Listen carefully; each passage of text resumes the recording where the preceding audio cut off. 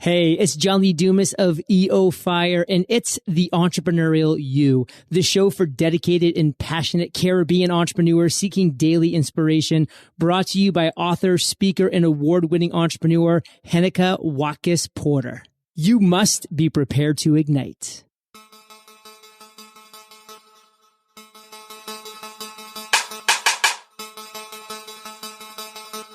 Gratitude is the healthiest of all human emotions. The more you express gratitude for what you have, the more you will receive. Hey, welcome my peak performers to another episode of The Entrepreneurial You. It is episode 129. Can you imagine that? I'm Heneka Watkis-Porter, as you know. So I'm going to be speaking with McCarthy. And since 1982, May has helped to start and grow 6 successful companies as large as 100 million in annual revenues. And we know we're talking about US dollars, okay? She is a best-selling author, speaker, university lecturer, and angel investor. She serves on business, arts, and university boards. She is the author of the best-selling book, The Path to Wealth, and her newest title, The Gratitude Formula, a 7-step success system to create a life that you love. I'm so looking forward to this conversation. We're going to be talking about using gratitude to create powerful, practical, and achievable goals. Welcome, May.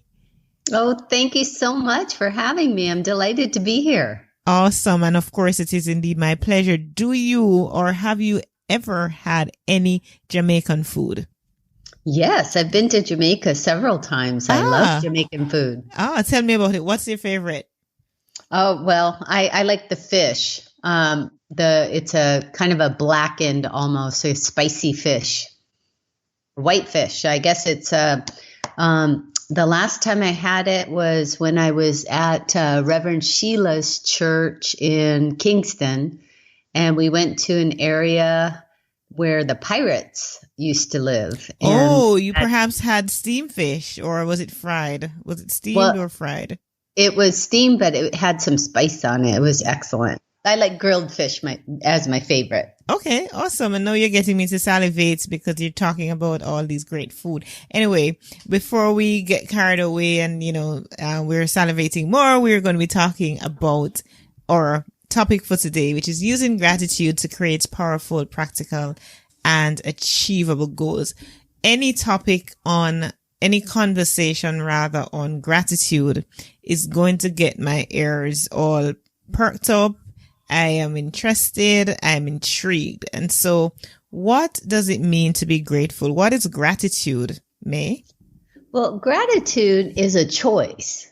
It's a choice to focus on something in a positive mindset. And when you're in a positive mindset, all sorts of great things can happen. You can calm yourself down.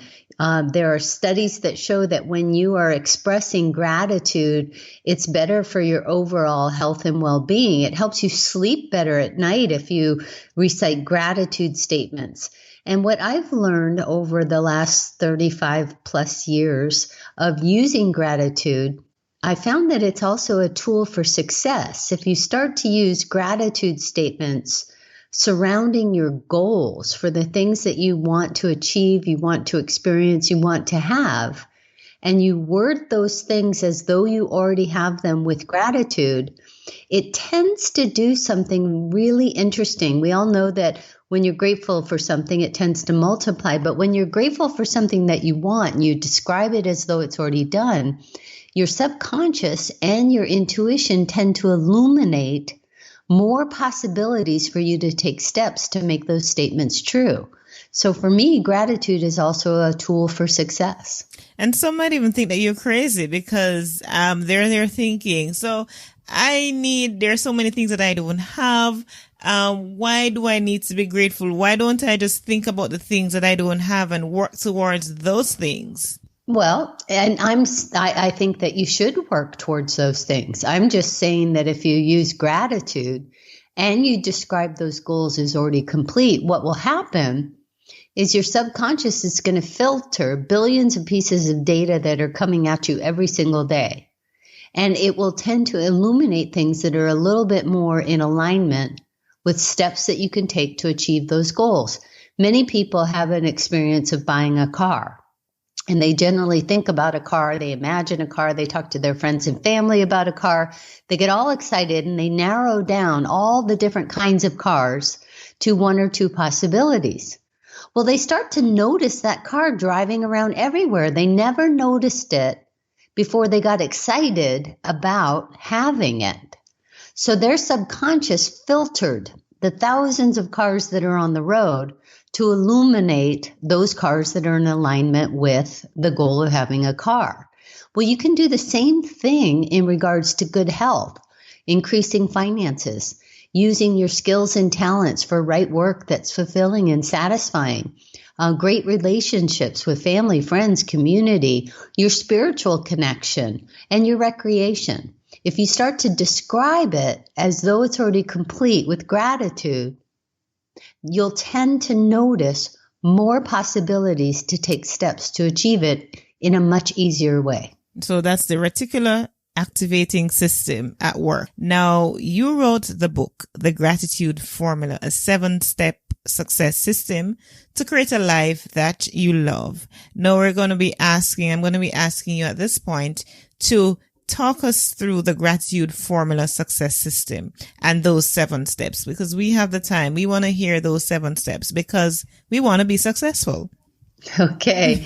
Well, I wrote the Gratitude Formula because really as an advanced study over the book that I wrote called The Path to Wealth.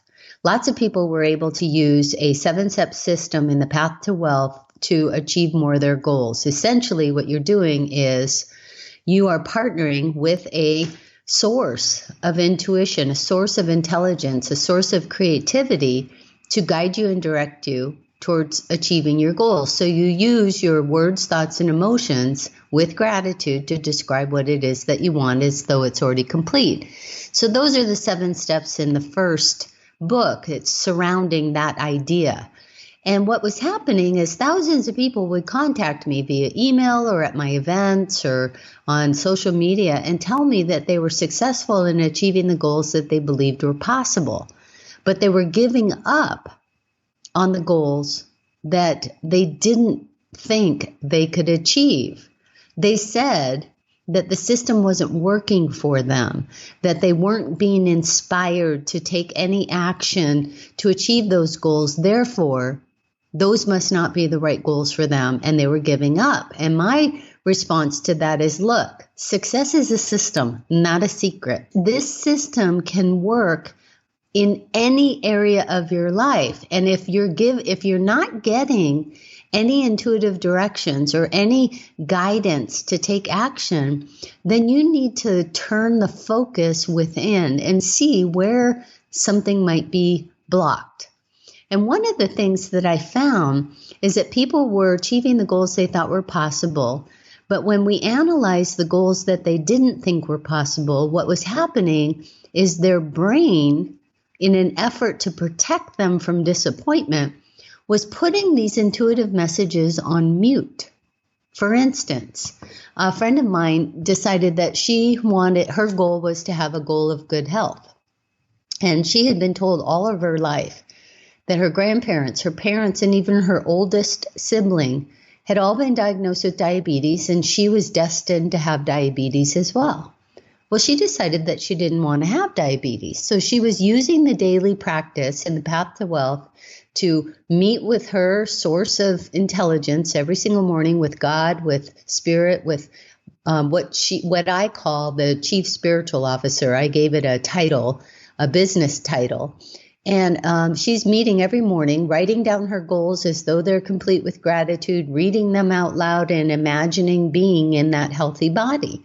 And she's describing her goals as though she's already achieved it with gratitude. I'm so grateful that I'm physically fit, trim, toned, energetic, and healthy, pain-free body that easily moves through life. She came to me a couple of months later and said it wasn't working. She was going to give up. Who was she to discount science and medical professionals and believed that she could change her hereditary disposition. And I said, look, here's what you need to do. Keep up with your daily practice. Now go find stories about people who have avoided this same kind of diagnosis. Find people who have been diagnosed with diseases and were cured. Go familiarize yourself with other people's success stories that are in alignment with the kind of success that you want to achieve for good health. So she did that. She spent a couple of months going out, reading stories, meeting people at different health seminars, hearing their stories, recognizing, wow, if they could be healthy, I could be healthy. And as soon as she believed that it was possible, not how she was going to achieve it, but that it was possible, that's when her brain said, okay, fine, and took those intuitive messages off mute. Now she got flooded with ideas to go places, do things, meet people, and after several months found herself in a position where she was doing lots of fun activities with a whole group of new friends. She lost over 40 pounds, and her doctor told her, if you keep up with this healthy lifestyle, there's no reason that you should ever be diagnosed with diabetes. So making what you want familiar and welcome is one of the steps. So that's making what you want familiar and welcome is perhaps step number one? Now, well, using the daily practice, the morning practice, is the first step. Creating powerful goal statements that are worded as though they're complete with gratitude is the second step. The third step is to choose goals that are right for you, not goals that other people have for you, but goals that are right for you. Because if you choose a goal that somebody else has for you and it's not something that really excites you, you can get resentment and you can get burdened and you can feel angry. And when you're in any sort of a negative state, feeling taken advantage of, you can't hear those intuitive directions that guide you to achieve your goals. So it's really important to analyze goals to see, are these goals that would make me happy? Are they goals that I absolutely must, because of my role in life, do? Or is this something that I can choose to do or not to do? Make sure that you take the time to really evaluate that so that you can keep yourself in a calm and positive mindset in order to be able to recognize, and follow those directions that you get to achieve the goals that you want. The fourth step is to recognize that your brain does love you and it wants to protect you. And so it can sometimes put spirit's messages, those intuitive directions, on mute. And the way that you open up that messaging channel is to elevate your level of belief to the level of the goal that you have. I call that mental equivalence. So if you have a goal to be healthy and everybody's telling you that you can't be, then you need to go meet other people that are healthy. If you want a certain level of financial income, you need to go read stories about and meet people that are already experiencing that level of financial income. And as you get familiar with their stories, what you'll recognize is, wow, if they could do it, I could do it. So in other words, your brain is actually looking for proof. Exactly. You're making it welcome and familiar, because when you believe that it's possible, not how to do it, that will be you'll be guided and directed on how to do it if you stay focused on your goals. But in order to take those messages and that guidance off mute, you've got to at least believe that it's possible. And when you hear other people's stories, that's how you can shift your belief. The fifth step is to be patient. You know, we're in such an instant gratification society, and in our effort to want to achieve something so quickly, we sometimes try to force something to happen instead of waiting to be intuitively guided or inspired. And when that happens, if we try to force something to happen and we fail, guess what? You have to start all over Yeah. What I've recognized in life, May, is that those lessons that life wants to teach you, you must learn them. You must get it. You cannot jump. It's not like grade school. You skip grade 5 and you go into grade 6. Life has a way of teaching you some lessons, and you have to learn those lessons before you move on. I've learned that. Right. That's right. And then step 6 is to be disciplined. You know, most successful people have an element of discipline about them. And so being disciplined with your daily practice, where you write down, read out loud, and imagine achieving your goals. You want to do that every single day. And you want to be disciplined in recognizing and anticipating that you're going to receive these intuitive directions, these opportunities that are going to show up for you to take steps. So be disciplined. Lots of times when something is going good in someone's life, they tend to get lazy with that disciplined practice that helped them to get to that good place. We get lazy and we just stop focusing on our goals for a day or two or a week or a month. And then a crisis comes up. Some part of life just shows up that's unpleasant. And we find that we're not on very solid foundation anymore. So what we need to do is revisit our goals on a daily basis, make what we want familiar and welcome on a daily basis. And when we achieve our goals, create a new and bigger goal to replace it. So be disciplined. Sometimes when you're making a big shift from one kind of lifestyle to another, what can sometimes happen is what a author named Catherine Ponder calls chemicalization.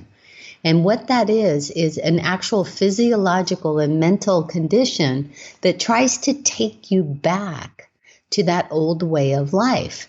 Why? Because your brain and everything about you knew how to cope in that life. It may not be the life that you want to be in, but it's familiar and you know how to cope there.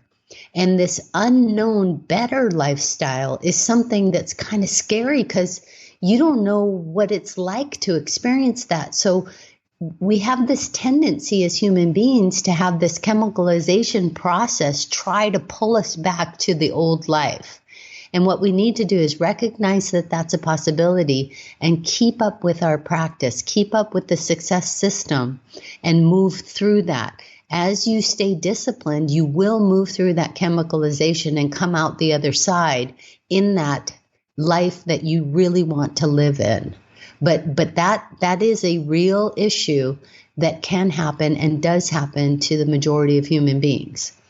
And then finally, the 7th step is to discover your purpose. This is the why that you exist, not what you do, but why you're here to do what you do. What that tends to do is add a passion and a fuel that fires you to be more innovative and more creative in what you're doing. And it tends to make life a whole lot easier. Jack Canfield said that when you live a life on purpose, everything seems to fall in place. And Dr. Wayne Dyer, who is hugely successful, said that when he used to chase after money, he never had enough. But when he started to live his life on purpose and give of himself and what he had, money just started to roll in. It came in avalanches of good. So when you're living your life on purpose, the why that you're here to do what you do, you tend to be more excited about life, and life tends to be more easy and more successful. Those are your 7 steps. Yeah, absolutely. And they are quite interesting. But and even as I prepare to speak at a conference on Saturday, putting passion on purpose, and, just even very intrigued by Simon Sinek, start with the why, with the why we do things and all of that. What is our belief? All of those things associated with that. That's a great book. Yes, it is. And actually, I just got the manual, the workshop manual that it's called. I think it started Why. It's now by 2 of his igniters who wrote that book, and it's very interesting. Now, my question is, because you end your process with discovering the purpose discovery, And I beg to ask at this point, isn't that your purpose? I'm just just listening to others now asking the question. Isn't that you first need to understand and find and work at finding your purpose so that all the other things that you want to attract will come into alignment with that purpose rather than it being at the final stage? Well, the purpose, your purpose is something that you absolutely should know as a core belief. It's not taught very often when we're going through school. I discovered mine when I was about 12. But a simple way for people to discover their purpose is to, set aside a couple of weeks and every day look at these 3 questions and start writing down answers. Free-form thought over about a 2-week period. The first question is, what did I used to do when I was a kid and I lost hours and hours doing? Just having fun. The second question is, what have other people told me I'm good at doing? And then the final question is, what do I think I'm really good at doing? What do I really, really think I'm terrific at doing? And as you play with those 3 questions, at the end of a couple of weeks, what you'll do is see some common words and phrases that are in each of the 3 answers. And those common words and phrases will give you a clue as to what your purpose is. For instance, when Oprah Winfrey was a little kid, she used to play school behind her grandmother's house in Mississippi on the dirt road. She used to kids and she was the teacher and all sorts of stuff. And she'd lose hours and hours and hours teaching. And what other people have told her she's good at doing is teaching. And what she thinks she's really good at doing is teaching. And she finally said that she always knew she wanted to be a teacher. She just never realized it was going to be through the media. And Bill Gates, when he was a little kid, he used to break into his school. In fact, he got expelled for this, except that he and his friend Paul Allen had created some software when Bill Gates was about 13. And they were selling it to some other businesses. And then they offered it for free to their school so they wouldn't be expelled for breaking into the school to play with the computers. And he loves to help people access information that makes their lives easier and makes their lives successful. And that's been something that he has been good at. Other people have told him he's good at. And that is what he will say he's good at, is figuring out ways to enable people to access information to improve their lives. That's his purpose. Absolutely. And so it comes back to the main question of, in just looking at your formula, what was going on through your mind? What was your thought process in terms of placing finding your purpose at the final stage? I think when people read books, they always remember what's at the end more than they remember anything else. And I wanted that point to be at the top of their mind when they finished. Can you imagine time as almost ended, where our conversation is concerned? And this is, for me, so interesting. Anything to do with gratitude and purpose and being in that right mindset. Of course, it's my type of conversation. Absolutely. So I'm going to ask you quickly right now, May, to share your final thoughts, as well as how might our community get in touch with you and share about your free giveaway that you have for us as well? First of all, my final thought is that success is a system, not a secret. I love that. Everyone has proved how successful they are in using systems. I mean, think about when you learned to ride a bike. You weren't perfect the first time. You had to put repetition into a daily practice. You had to see other people riding bikes successfully to make it familiar and welcome to you. You did that so you could learn to ride a bike. You did the same thing to drive a car. You did the same thing to read and to type on that crazy keyboard that's not even in alphabetical order. Repetition will reap rewards, and making what you want familiar and welcome will shift your beliefs to possibility. So that's the final thought. And then people can go to McCarthy.com McCarthy.com. And we've got a whole bunch of free stuff there. We've got some free chapters of my books to download for free. And if anybody wants to contact me via my website who listens to your show, I can send them some electronic information that will help them to shift their words to create more powerful goals. I call it a goal planning guidebook. So if they just contact me through my website, McCarthy.com, and mention that they heard me on your show, I will send them an electronic version of a goal planning guidebook that they can use to create more powerful goals. Thank you so much, May, for taking the time to have this conversation with me to share with my community of peak performers. Well, thank you for having me. I really appreciate it. And thank you, my peak performer, for tuning into this episode with May McCarthy. I look forward to connecting with you next week. Until next time, remember, you can visit HenekaWatkis-Porter.com to shop for the Entrepreneurial You merchandise, to sign up for courses, to binge listen other episodes of the Entrepreneurial You podcast, as well as read the blog and so much more.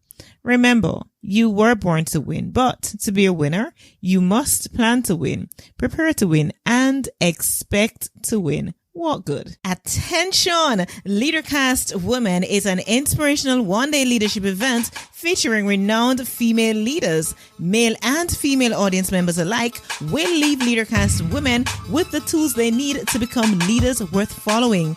Attend the event via simulcast at Knutsford Court Hotel on October 18. To learn more, visit HenekaWatkis-Porter.com or call 849-2571.